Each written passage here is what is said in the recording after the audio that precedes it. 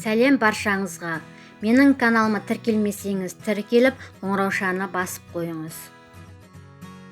Бүгін дәмі ерекше, дәмді, ащы емес аджика дайындайтын боламын. Ең алдымен бізге осындай қызанақ пен болгар бұрышы қажет. Қызанақты ет тартқыштан өткізетін боламын.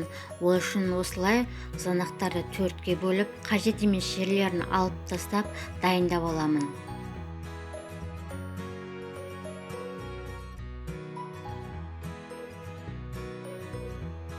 Міне, дәл осындай қылып қызанақтың барлығын дайындап аламын.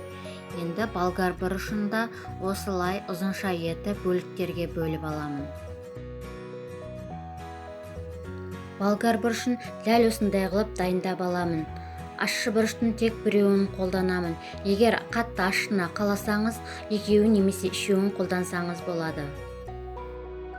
Ал сарымсақты осындай сарымсақ езетін езгішпен барлығын езіп аламын.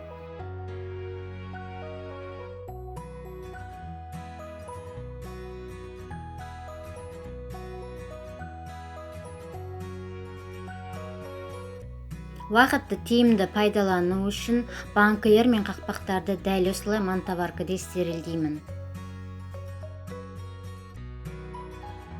Енді қызанақтардың барлығын ет тартқыштан өткіземін. Менде қолмен жасайтын ет тартқыш. Егер де сізде тоқпен жасайтын ет тартқыш немесе блендер болса, соны қолдансаңыз болады.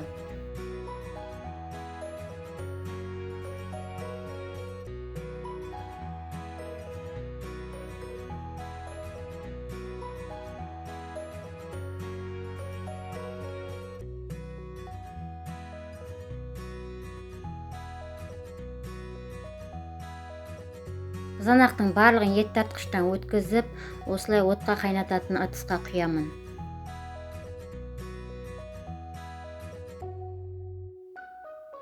Енді болгар бұрышы мен ащы бұрышты бірге ет тартқыштан барлығын өткізіп аламын.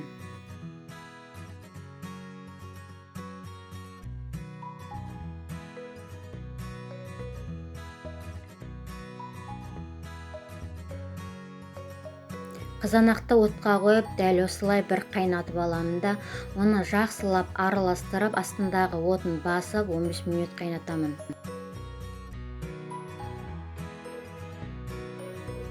Қызанақ 15 минут қайнағаннан кейін бір араластырып алып, оның үстіне езілген болгар бұрышын құямын.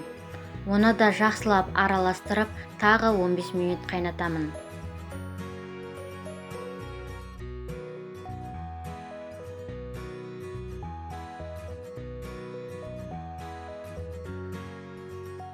Болгар бұрышы 15 минут қайнағаннан кейін дәл осылай араластырып алып, оның үстіне сұйық майды құямын. Және дайын тұрған сарымсақтың барлығын салып, жақсылап тұрып бір араластырып аламын.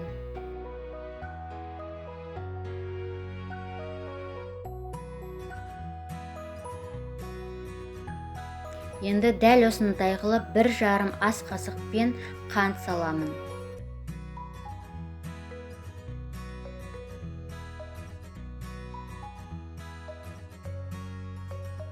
Одан кейін дәл осылай 1,5 ас қасықпен тұз салып, жақсылап араластырып 10 минуттай қайнатамын.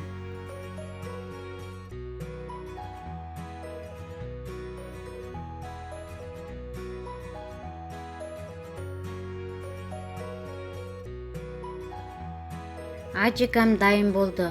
Осылай ыстық күйінде дайын тұрған банкілердің барлығына құйып, қақпағын жақсылап жабамын.